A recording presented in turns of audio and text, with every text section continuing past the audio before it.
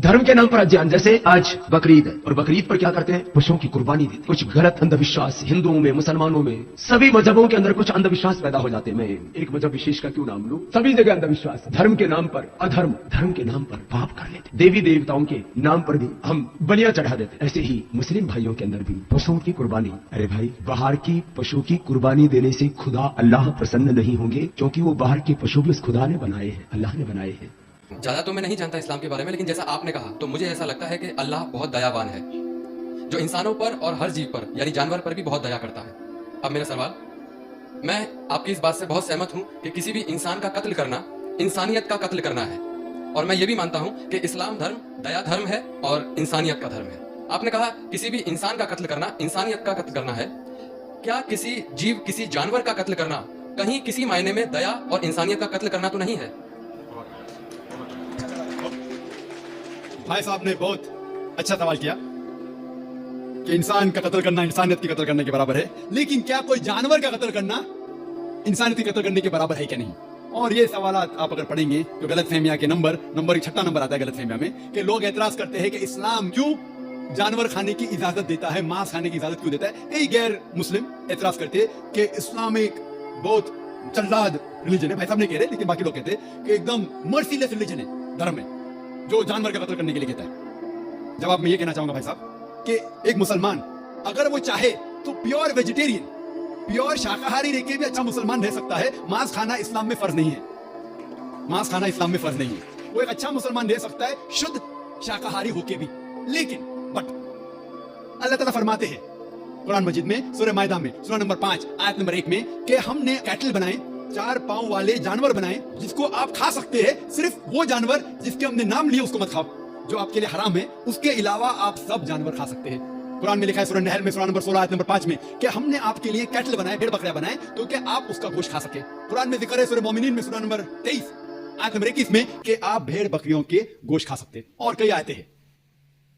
हम पहले ये जान ले कि मेडिकल साइंस आज ये कहती है कि इंसान के जिस्म में हमको अमाइनो एसिड की जरूरत है, 22 अमाइनो एसिड की जरूरत है। इसमें से 8 अमाइनो एसिड जिस्म में पैदा नहीं होते, बाहर के खाने से लेना लाजिम है। और कोई भी वेजिटेबल फूड, कोई भी घास फूस, कोई भी फल में ये 8 के 8 अमाइनो एसिड है ही नहीं, लेकिन मांस में है और मच्छी में है। हाई लेवल ऑफ प्रोटीन है, high level of protein is present in the meat and in the fish. It is nutritious, vitamin के है और आयरन भी है। अगर आप देखेंगे, अगर आप तहकीक करेंगे कि जो जानवर जो सिर्फ घास फूस खाते हैं, मिसाल के तौर पे गाय, भेड़, बकरी, उनके दांत को आप देखेंगे, उनके दांत चपटे हैं, हर्बीवोरस सेट ऑफ टीथ, वो सिर्फ घास खा सकते, मांस खा ही नहीं सकते। अगर आप उन जानवरों के दांत देखेंगे जो मांस खाते हैं, carnivorous animal like tiger, leopard, lion, शेर, शेर बब्बर, चीता, इनके दांत देखेंगे तो इनके नोकीले दांत है, कैनाइन सेट ऑफ टीथ, वो सिर्फ मांस खाते, घास फूस खा ही नहीं सकते। अगर आप जाके आईने में और हम लोग जाके आईने में देखेंगे अपने दांत, इंसान के दांत चपटे भी है, नोकीले भी है। अगर खुदा चाहता था,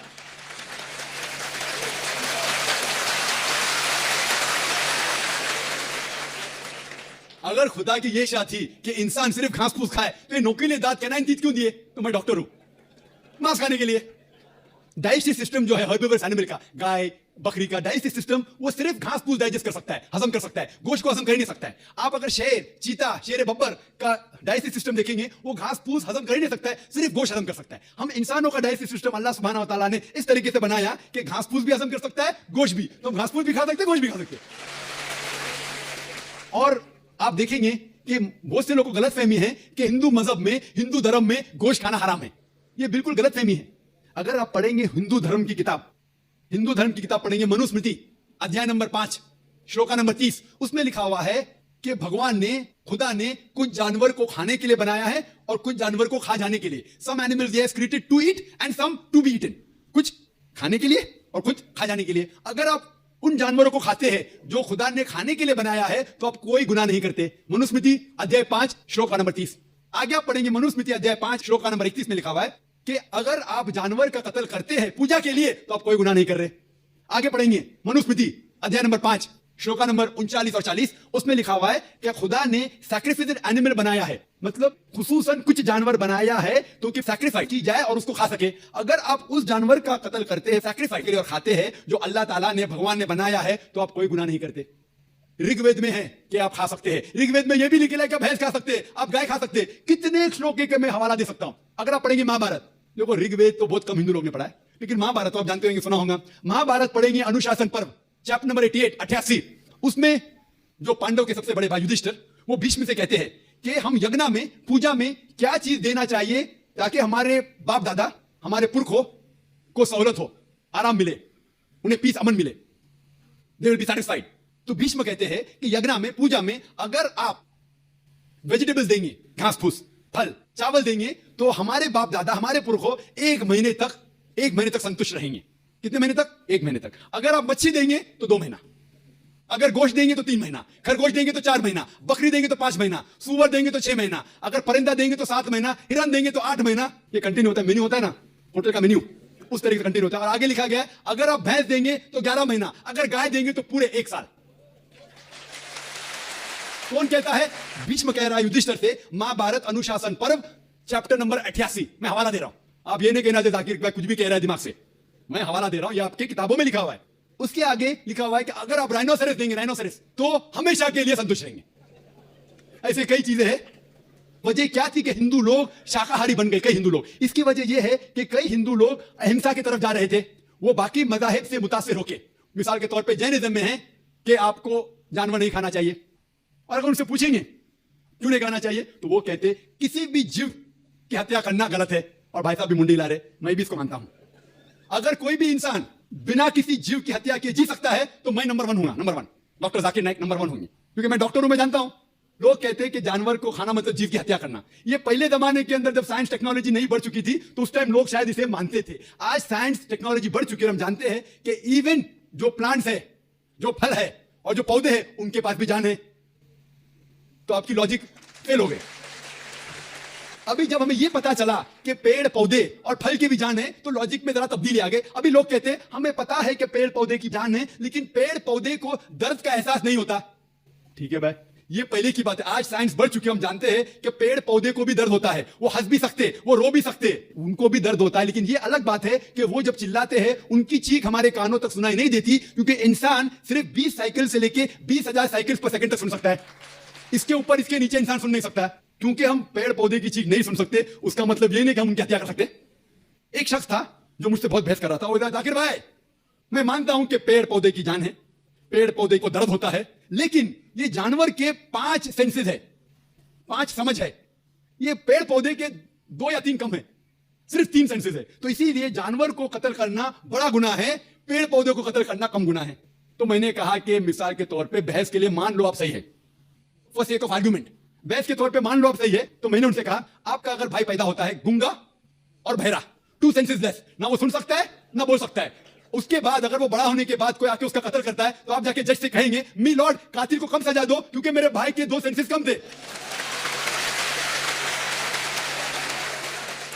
आप तो उल्टा ये कहेंगे कि मेरा भाई तो मासूम था, वो गुंगा था, सुन भी नहीं सकता था, बोल भी नहीं सकता था, उसको डबल सजा दो। या जज हजरत बैठे हुए इधर। लेकिन इस्लाम में ऐसा नहीं होता है कि 2 सेंसेस कम, 2 सेंसेस ज्यादा। अल्लाह ताला फरमाते सूरह बकरा में, सूरह नंबर 2 आयत नंबर 168 में, या लज़ीना आमनू ओ मोमिनो, आप वो खाओ जो आपके लिए हलाल है, जो हलाल है आप खा सकते हैं। आप जो सांस ले रहे, भाई साहब सांस ले रहे, आपको पता है कि millions of germs are dying. ये जरासीम जो आप सांस लेके, उनको भी जान है। आप अगर 5 मिनट तक सांस नहीं लेंगे, आप मर जाएंगे। हर मिनट में आप हत्या कर रहे हैं, आपको पता है। लेकिन ये जो जानवर है, पेड़ पौधे है, जरासीम है, ये आलमी भाईचारे में नहीं आते। इनका कत्ल करना आमतौर से हराम है। लेकिन अगर आपको जीने के लिए इनका कत्ल करते हैं अल्लाह का नाम लेते हुए, कि हमको कत्ल कर रहे हैं, तो ये गुनाह नहीं है। लेकिन सिर्फ हमारे निशानेबाजी के लिए अगर मैं कोई जानवर का कत्ल करता हूं, वो हराम है। लेकिन खाने के लिए अगर मैं जानवर का कत्ल करता हूं या पेड़ पौधे काटता हूं खाने के लिए, तो ये इस्लाम में इजाजत है। जो जानवर की इजाजत है, जो जानवर हलाल है, उसको आप काट सकते हैं खाने के लिए, सिर्फ निशानेबाजी के लिए नहीं। तो आप देखेंगे आम हिंदू के जो है ना आलमी भाईचारे, उसके अंदर पेड़ पौधे भी आपके भाई है, जानवर भी भाई, जो इस्लाम में नहीं। इस्लाम में आलमी भाईचारे के लिए हर इंसान आपका भाई है, बड़े अमेरिका में हो, इंडिया में हो, यूके में हो, काला हो, गोरा हो, वो आपका भाई है। लेकिन जानवर आपके भाई नहीं है। लेकिन जानवर का भी हुकूक कुरान और हदीस में दिया गया है। लेकिन जो जानवर की इजाजत दी गई है खाने के लिए, उनको हम खा सकते हैं। होप ये जवाब आपके लिए काफी है। आपने ये कहा कि पेड़ पौधों को यदि हम खाते हैं तो कुछ सुनाई देने की आपने बात कही थी, लेकिन हम ऐसा तो कर ही सकते हैं जिन बच्चों की हमें चीख या किसी भी चीख सुनाई दे रही है उसको रोने से रोक सकते हैं। दूसरा, जो चाइना में नवजात शिशु खाए जाते हैं, यदि कोई इस्लाम धर्म का अनुयायी उनका अल्लाह का नाम लेकर यदि खाता है तो क्या ये उचित है? मैंने एक अखबार में कटिंग पढ़ी थी कि वहां न्यूबॉर्न चाइल्ड वहां खाए जाते हैं, तो क्या इस्लाम में इस तरीके की इजाजत है? आपने ये कहा कि पेड़ पौधों को यदि हम खाते हैं तो कुछ सुनाई देने की आपने बात कही थी, लेकिन हम ऐसा तो कर ही सकते हैं जिन बच्चों की हमें चीख या किसी भी चीख सुनाई दे रही है उसको रोने से रोक सकते हैं। दूसरा, जो चाइना में नवजात शिशु खाए जाते हैं, यदि कोई इस्लाम धर्म का अनुयायी उनका अल्लाह का नाम लेकर यदि खाता है तो क्या ये उचित है? मैंने एक अखबार में कटिंग पढ़ी थी कि वहां न्यूबॉर्न चाइल्ड वहां खाए जाते हैं, तो क्या इस्लाम में इस तरीके की इजाजत है? भाई साहब ने सवाल किया कि क्योंकि बच्चों की जो चीख सुनाई देती, तुम चुप कर ले, सुनाई नहीं देती तो क्या करेंगे? और उन्हें सवाल पूछा कि चाइना में बच्चों का गोश्त खाया जाता है, वो बिल्कुल हराम है। जैसा मैंने कहा, सिर्फ उन जानवर जिनकी इजाजत है वो जानवर का गोश्त आप खा सकते हैं। इंसान का गोश्त खाना तो बिल्कुल हरामी है। किसका भी नाम लो, किसका भी नाम लो, अल्लाह का नाम लेके सूअर भी खाना हराम है। जो जानवर की इजाजत है वो ही जानवर खा सकते हैं, और कोई भी जानवर ने, भले आप अल्लाह का नाम लो या ना लो, अल्लाह ने जब इजाजत दी नहीं तो नाम लेके क्या फायदा? और आपका जो पहला सवाल था कि बच्चों की चीख सुनाई देती तो चुप करते हैं, नहीं सुनाई दी तो क्या करेंगे? अगर बच्चा गूंगा है तो क्या करेंगे? आप उसको दूध नहीं देंगे? गूंगे बच्चे को क्या करेंगे आप? और उसको तवज्जो देंगे कि उसकी चीख सुनाई नहीं देती, तो इसीलिए मैं और तवज्जो दूंगा कि दूध टाइम पे मिले। वो जिसको चीख सुनाई देती है, दूध नहीं मिला तो रोएगा, तो मुझे मालूम पड़ेगा। तो माँ गूंगे बच्चों की और तवज्जो करेंगे, इसीलिए आपको पेड़ पौधे की तवज्जो और देना चाहिए, क्योंकि आपको चीख सुनाई नहीं देती।